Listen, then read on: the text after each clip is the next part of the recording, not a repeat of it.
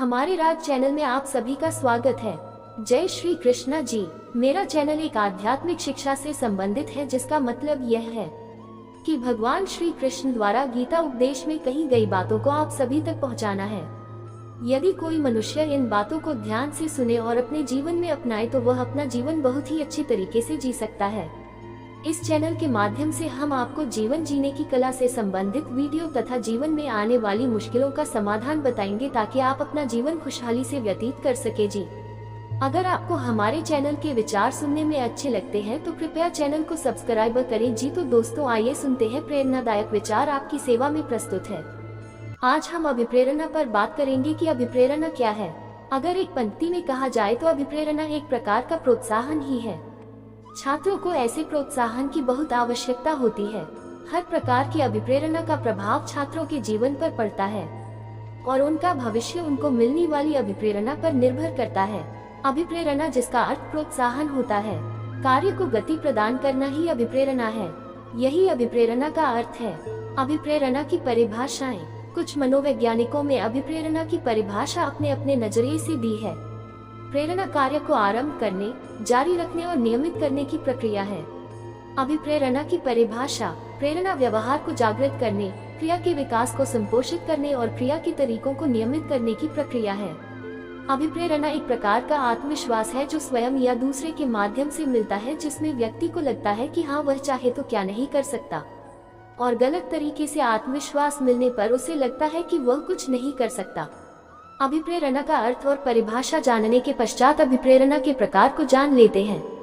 सकारात्मक अभिप्रेरणा। जैसा कि नाम से ही पता चल रहा है कि सकारात्मक अभिप्रेरणा अर्थात ऐसी अभिप्रेरणा जिसमें कुछ अच्छा हो, इसे आंतरिक अभिप्रेरणा भी कहते हैं। इसमें बालक या व्यक्ति को अंदर से प्रेरणा मिलती है कि वो चाहे तो क्या नहीं कर सकता, और इस मनोबल के कारण वह बालक खुद का, परिवार का, देश का और समाज का नाम रोशन कर सकता है।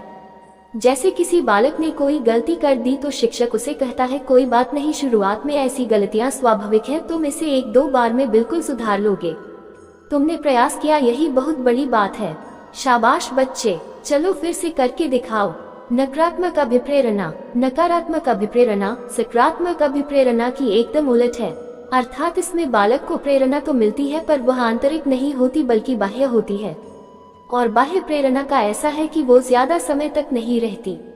इसमें दंड, सजा जैसी नकारात्मक प्रेरणा भी आती है।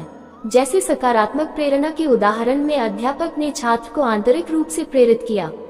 यहाँ क्या होगा कि अध्यापक छात्र को सजा देगा या पिटाई कर देगा कि तुमने गलती कैसे की, मैंने पढ़ाया तो था, तुम पढ़ाई नहीं करते, तुम एक होशियार विद्यार्थी नहीं हो, तुम ऐसे ही रहोगे हमेशा, रिक्शा चलाओगे, सब्जी बेचोगे, यही सब करोगे बस।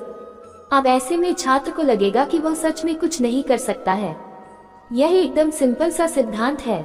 इसको मोटा मोटा समझे तो हमें वही चीज ज्यादा प्रेरित करती है जो हमें सुख देती है, और दुख देने वाली चीजों से हम दूर रहते हैं। अब इसे किताबी भाषा के समझे तो सुख देने वाले लक्ष्यों को प्राप्त करने हेतु हम प्रेरित रहते हैं, जबकि अप्रसन्न करने वाले लक्ष्यों से दूर।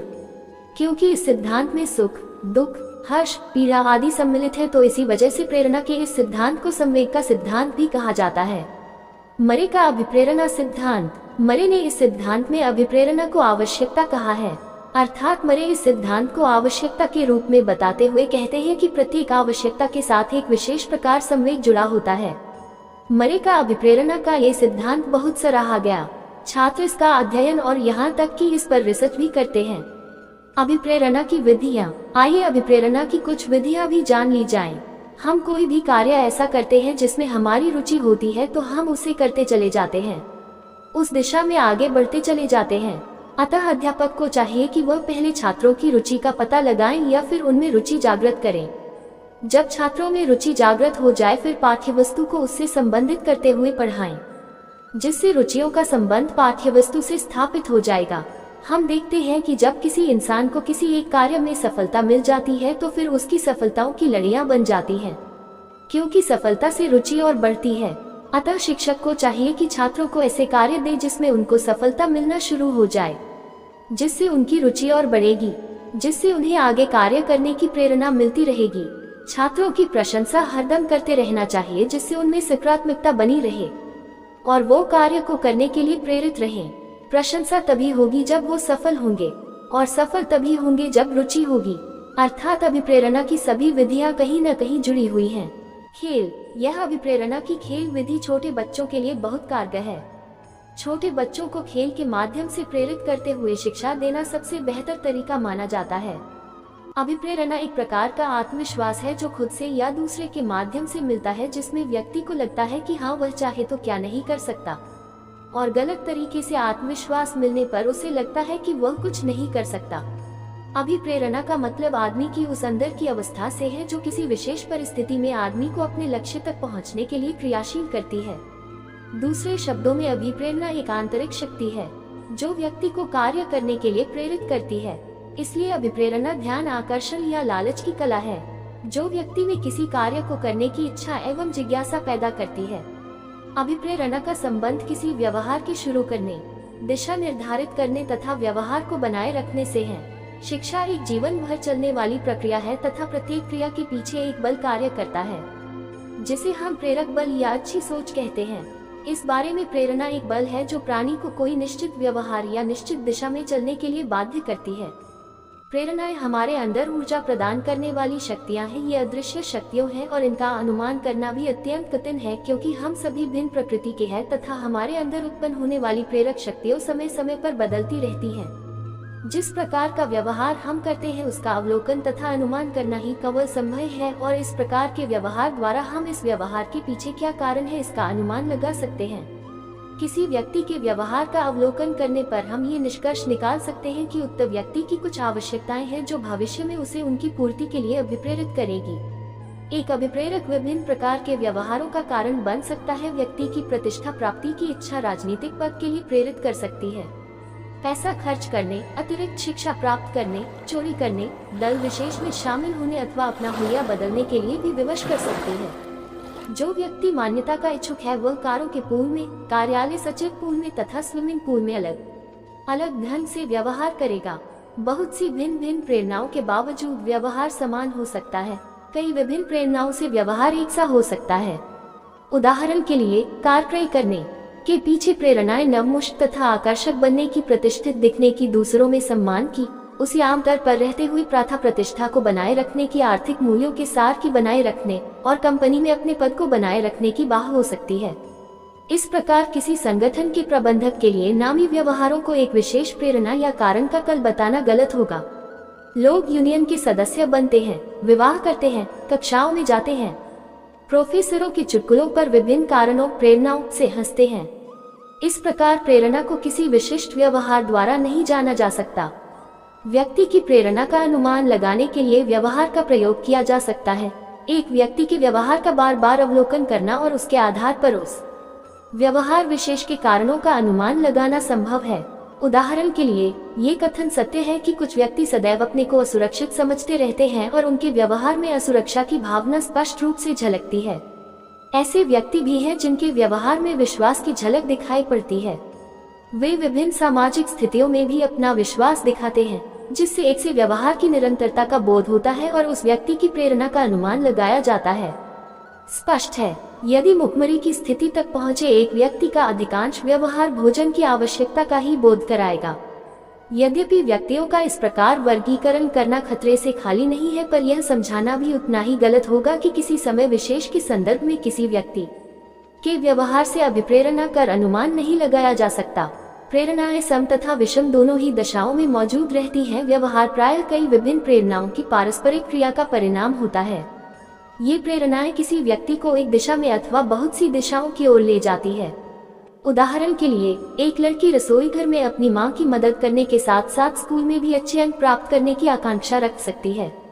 एक एथलीट की उत्कृष्ट प्रदर्शन की आकांक्षा होती है, परंतु वह इस बात से भी सजग रहना चाहता है कि वह अपनी टीम के साथियों को अपने भूत परिणामों तथा प्रशंसा प्राप्ति के कारण ईर्ष्या का पात्र न बने। इस प्रकार व्यवहार भिन्न दिशा तथा मात्रा में कार्य कर रही बहुत सी शक्तियों का फल होता है। प्रेरणाएं आती जाती रहती है। ऐसा बहुत कम देखने को मिलता है कि दीर्घ अवधि तक प्रेरणाएं एक सी प्रबल बनी रहें। एक नौजवान जी ग्रीष्म अवकाश में यात्रा करना पसंद करता है। यात्रा करने का विचार त्याग सकता है क्योंकि उसके लिए यात्रा का आनंद फुटबॉल मैच के मुकाबले में फुटबॉल मैच खेलने के आनंद से कम है। आइए कुछ और प्रेरणादायक विचार सुने। जो व्यक्ति अपनी गलतियों के लिए खुद से लड़ता है उसे कभी कोई नहीं हरा सकता। संघर्ष इंसान को मजबूत बनाता है, चाहे व्यक्ति कितना भी कमजोर क्यों ना हो। जब कश्तियाँ जिद पर होती हैं, तो तूफान भी हार जाया करते हैं। उठो, जागो, बढ़ चलो और तब तक मत रुको जब तक आपको लक्ष्य की प्राप्ति न हो जाए।